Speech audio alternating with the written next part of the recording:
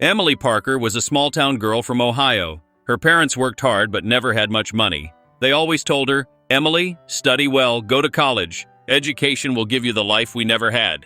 Emily believed them. She wanted to make her parents proud. She wanted a better future. When she got accepted into a private university, she felt like her dream was coming true. Yes, the fees were very high. Her parents couldn't afford it. But Emily thought, everyone takes student loans. It's normal in America. I'll pay them back once I get a good job. So every semester she signed the loan papers. Federal loans, private loans. The number grew bigger each year, but she tried not to think about it. She told herself, this is my investment. One day I'll earn well. It will all be worth it. 4 years later, Emily stood on the graduation stage, wearing her cap and gown. Her parents were crying with pride.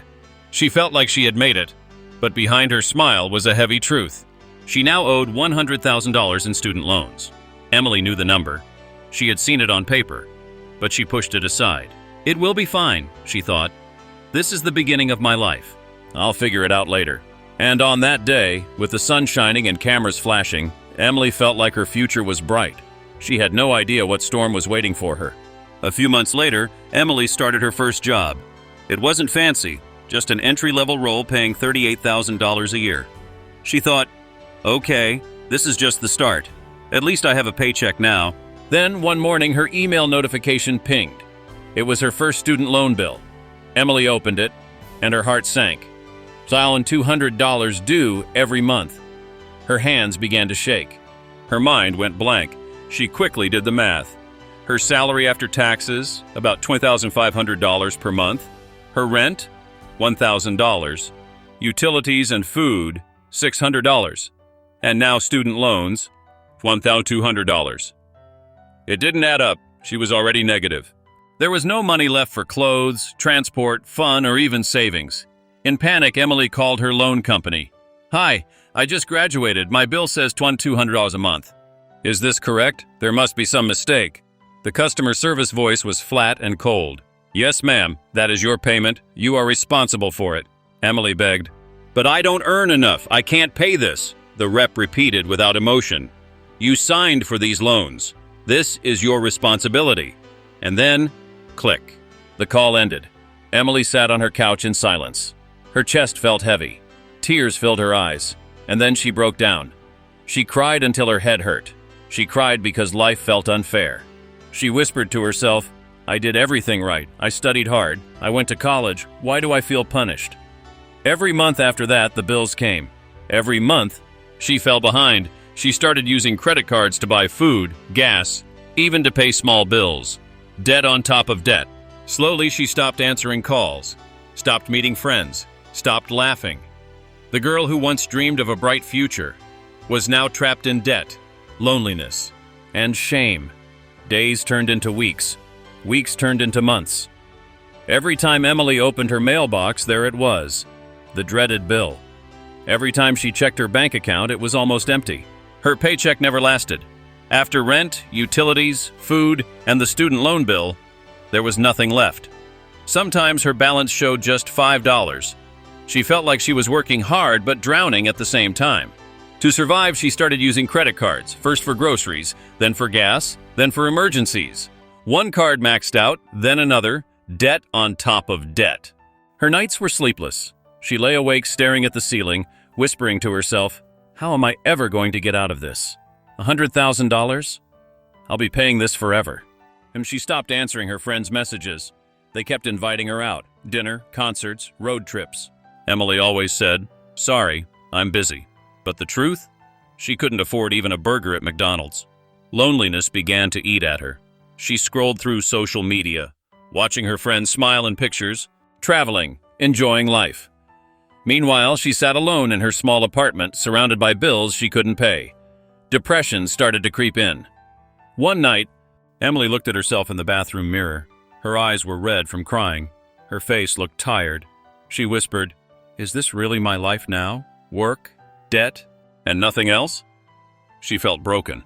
But somewhere deep inside, a small voice whispered back, "There has to be another way." One late night, unable to sleep, Emily opened YouTube.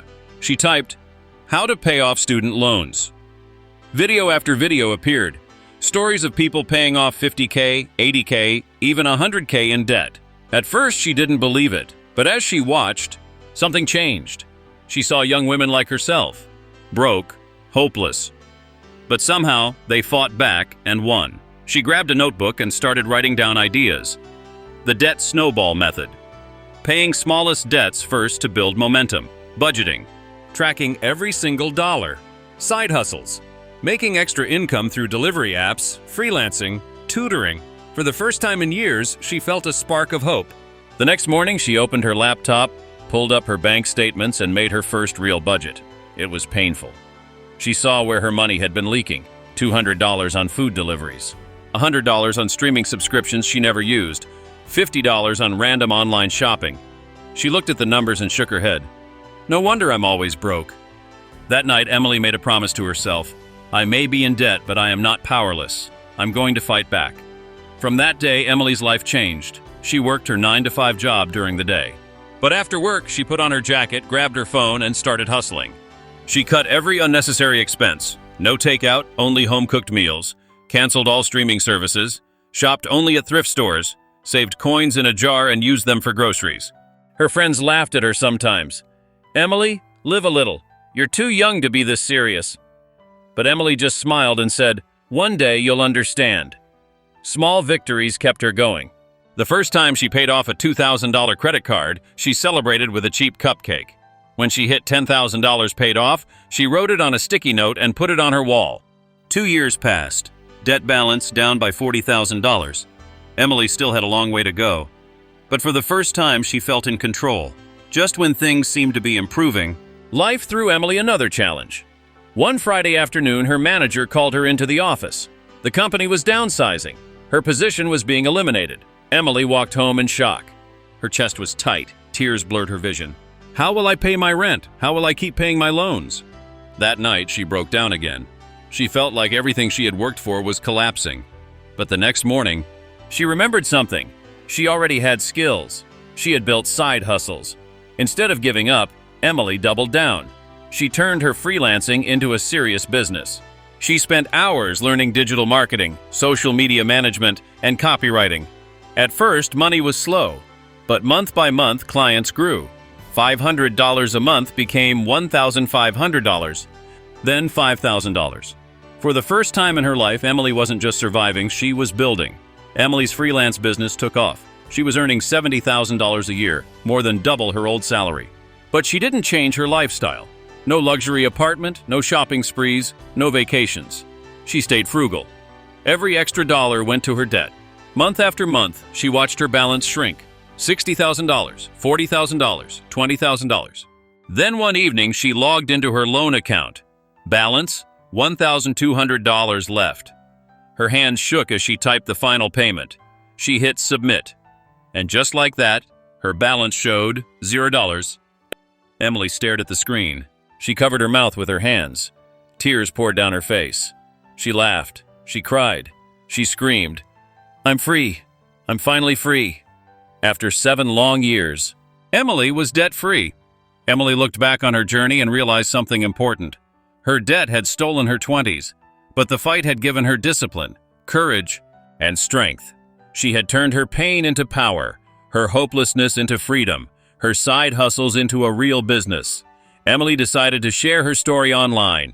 She started a blog, a YouTube channel, helping others who felt trapped in debt. And slowly, she became a voice of hope.